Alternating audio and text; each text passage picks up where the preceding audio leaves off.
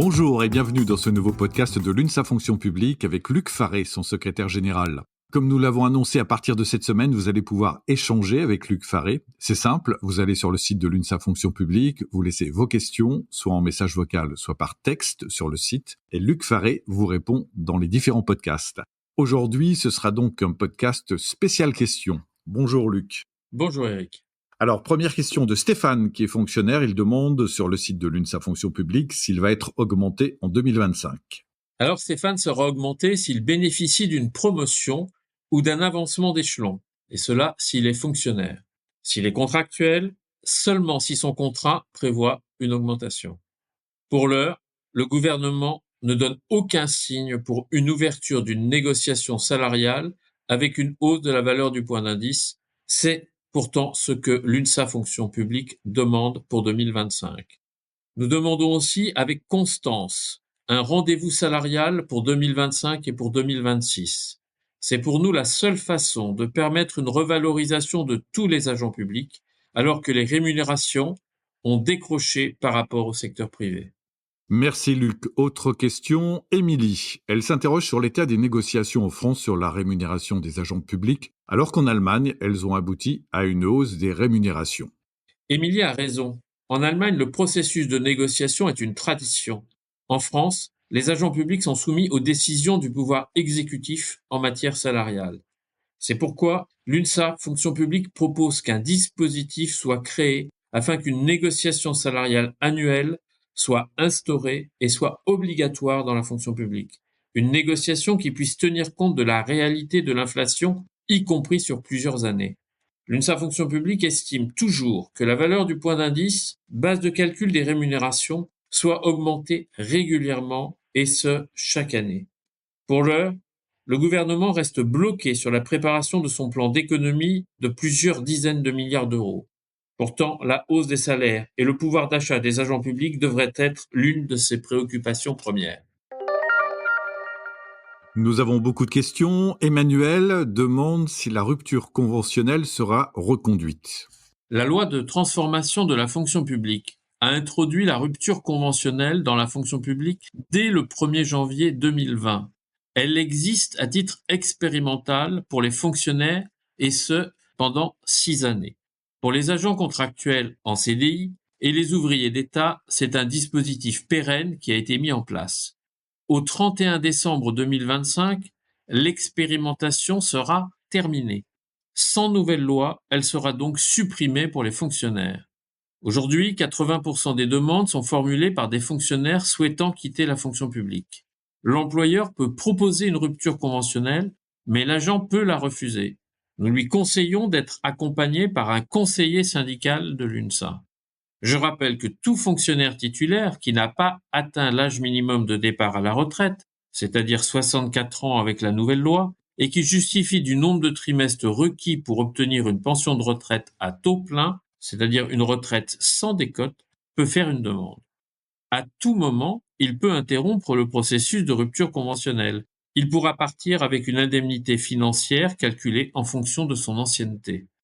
Il faut aussi savoir que souvent les employeurs choisissent des montants minimums et souvent refusent même les ruptures conventionnelles. Donc, sans nouvelle loi, la rupture conventionnelle n'existera plus. L'UNSA Fonction Publique demande au ministre de la Fonction Publique d'ouvrir rapidement des discussions sur ce sujet.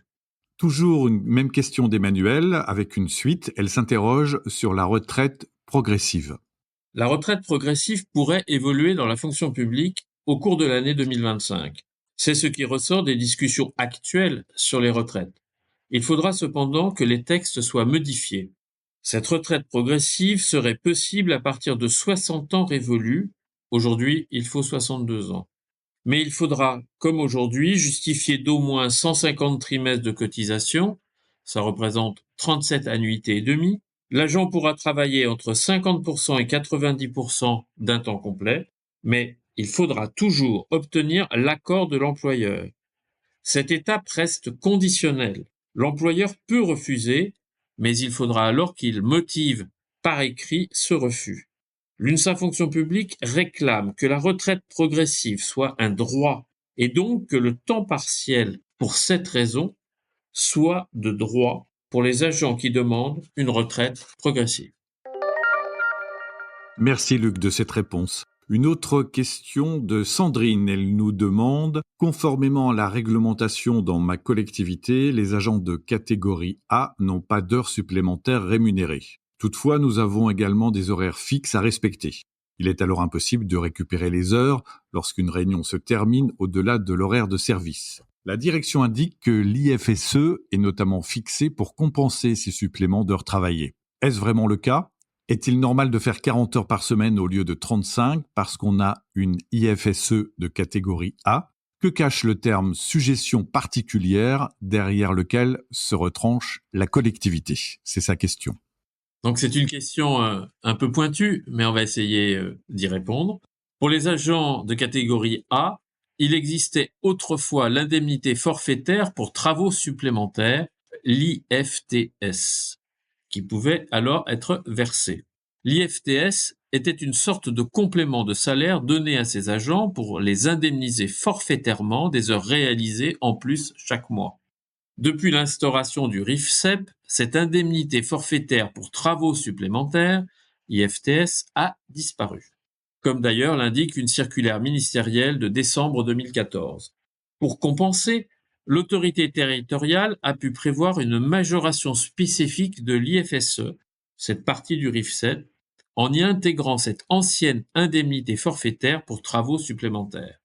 Par ailleurs, le règlement intérieur du temps de travail de la collectivité, normalement négocié entre les organisations syndicales et celles-ci, a vocation à déterminer les modalités pratiques de récupération en cas d'heures supplémentaires ponctuelles demandées par l'employeur.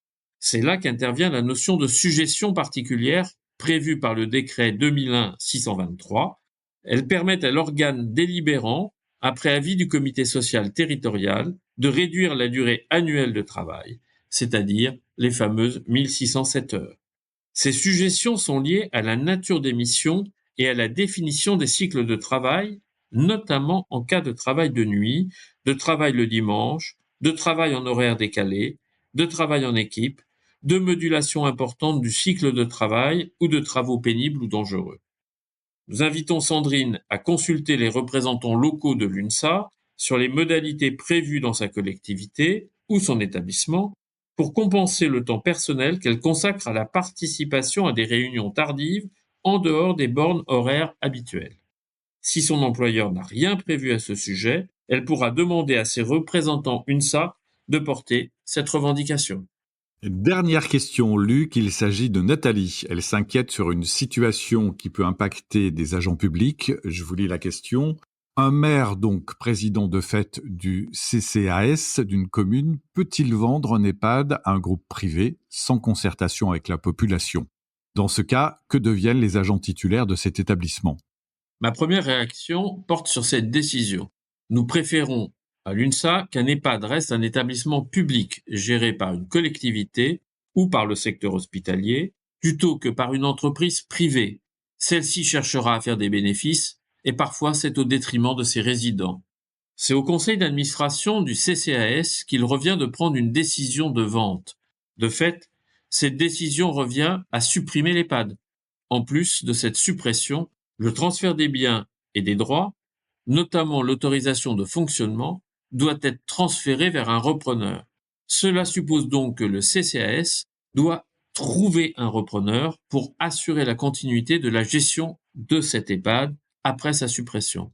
Ce repreneur peut être une autre collectivité, un gestionnaire public, mais aussi un établissement privé ou un établissement de santé.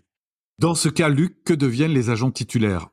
Lorsqu'un EHPAD géré par un CCAS est supprimé, le sort des agents dépend du statut du personnel et du type de repreneur. Les agents titulaires peuvent être détachés d'office si l'activité est transférée à une structure privée. Le détachement se fait sur un contrat à durée indéterminée avec une rémunération égale ou supérieure à celle précédemment perçue. Mais en cas de transfert à une autre entité publique, les agents peuvent être mutés, détachés, intégrés ou mis à disposition, et cela nécessite dans tous les cas leur accord. Pour les agents contractuels de droit public, si l'établissement est repris par une personne publique dans le cadre d'un service public un contrat de droit public à durée déterminée ou indéterminée leur est proposé. Ce contrat doit reprendre les clauses essentielles de leur premier contrat, notamment leur rémunération. En cas de refus, leur contrat prend fin de plein droit et l'employeur doit appliquer les règles de licenciement. Mais si l'établissement est repris par une entité privée, alors c'est le Code du travail qui s'applique lors de la reprise par une personne morale de droit privé. Quel que soit le statut des agents, le comité social territorial doit être consulté avant tout transfert. Pour l'UNSA, le volet humain est essentiel. C'est un enjeu clé dans ce type de processus, et là aussi, les représentants UNSA sont là pour accompagner et défendre le droit des agents. Merci Luc, merci de ces réponses et de ces différentes informations. Merci à vous tous de nous écouter et de votre fidélité. Pour nous poser vos questions, je vous le rappelle, laissez vos messages vocaux ou écrits sur le site de l'UNSA Fonction Publique et Luc Faré y répondra.